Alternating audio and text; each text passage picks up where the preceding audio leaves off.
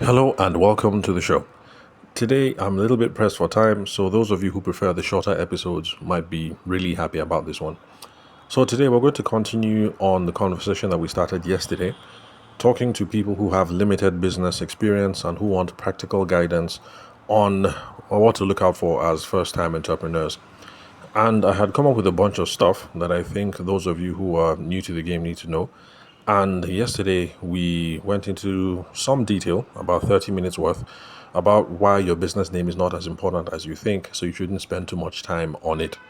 If this is your first time of listening to the show, after you're done listening to this, skip back one episode and then you'll get caught up to speed on some of my ideas around why the business name is not that important. But even if you insist that you must have your business name and all of that ironed out before you begin your business journey, I have some really helpful tips and tricks about what you can do to make sure that you start off with a fairly competent name. But bear in mind that things change, the name might change, all kinds of things might change in the future. It's just a normal part of business because a lot of the brands that we know and love today didn't start off with the same name or with the same brand or color or all sorts of things. Now, today, the second thing that we're going to go into is we're going to look at why your branding is not as important as you think, and so you shouldn't be spending too much time on that. This is a nuanced point of view. So, for those of you who are public relations and brand specialist people, don't stop listening to the podcast right now. Just wait and hear some detail about, or some nuance rather, about what I mean by that. And then in future episodes, we're going to look at why you shouldn't worry too much about protecting your business idea. Don't worry, lawyers, we will get to that. That is also a nuanced conversation. Then I also try to bust that myth that there's no such thing as a business, as a service, as a product that sells itself. We'll get into that in more detail in the future.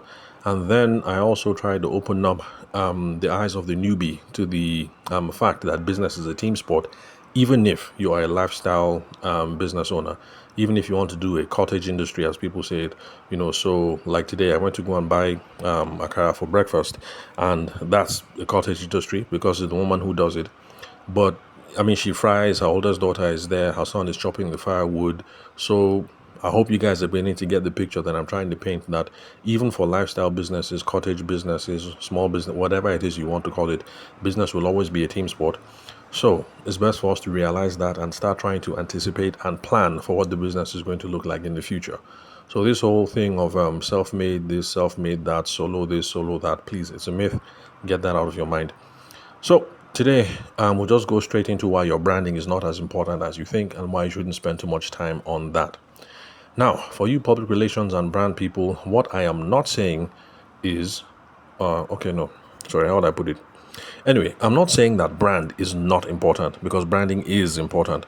But the thing is, in the early days, you don't know enough about your target audience or about your marketplace or about all the defining decisions and things that you need to decode. You don't know enough about all these things to determine what your brand should be. When we are looking at brand these days, a lot of times we're looking at our favorite brands, we forget that we are looking at a finished product. We're looking at something that has had time to evolve and for all kinds of creative and business decisions to go into the process. So we're looking at the finished product.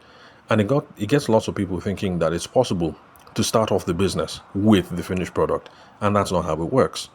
So there's a couple of things that we need to figure out in the early days before we get to the whole thing of coming up with our definitive, classic, forever, all-time brand.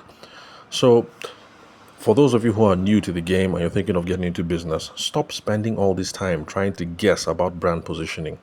Brand positioning is not something you guess.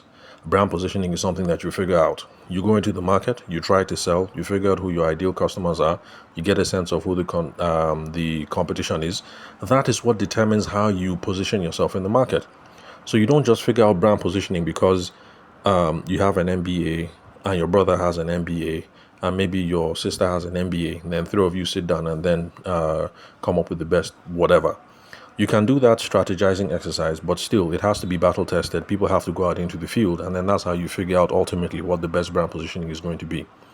So stop guessing about your colors, your logos, your fonts, your brand voice, and all whatnot, because you don't know all these variables yet.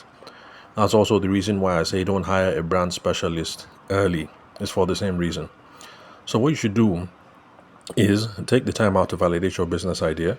Be sure that this thing is profitable, that people want to buy whatever it is that you're selling. Get a sense of who your ideal customers are. Get a feel of the market. Get a feel of the competition. Who has larger market share? What are the kind of things that are out there? Who are the other players in the market? Then, in interacting with your customers, you're going to be able to now figure out what tone of voice works or what communication channels work best with which kind of customers or with other kind of stakeholders. Now, it's all this data that is going to inform what your future, your ideal, your optimum branding should be. When you have figured all this out, then you can now bring in a brand specialist, a designer, a brand whisperer, a brand whatever, a public relations guru, or everything, or whatever. When you have figured out all these things, you're going to get the best out of these kinds of specialists after you figured out all these early things, because now you have all the answers to the questions that they need about tone of voice and color palettes and brand associations, and then all of that. And if you're not convinced, go on Google, do a little search about your favorite brands, and you will see that your favorite brands have changed over time. The logo has changed, the color has changed, the fonts have changed. For some people, the name has changed. So, your branding, what you're trying to do in the beginning, is not the make or break foundational element that you think it is. It just is not. So, but please use common sense with all these things I'm saying. If you decide to go into business, let's say you're a wedding florist and you call your business name Crappy Poo Poo, and then you make your brand colors brown, then that is poor decision making. So I'm not saying if you're a wedding florist, call your business name Crappy Poo Poo and use brown colors. That's not what I'm saying. So please use some common sense. What I'm advocating is this: make the best decision, the quickest decision that you can for now, and then figure out who your ideal customers are, the price point, where they hang out, how they like to be spoken to, who are the other players, all these sorts of things. You figure that out, and then later on, you're going to be able to come up with the best brand positioning and colors and palettes and everything that is going to work for you. So stop agonizing, take action now, get robust data from the market, use that to inform your business decisions, and then you'll be fine. So that's all for today. Connect with me on WhatsApp. The phone number is 080-6466-2140, and the country code is +234 for those of you who are not Nigerian. Excuse me. And then also connect with me on LinkedIn. The name is Tavishima Ayede. You can confirm the spelling of my name and the email address from the link where you're currently listening to this episode. Thank you very much for your time and attention. I hope I've been able... Oh, yes, I have. 7 minutes. That's good. So I'll catch you guys at the next episode.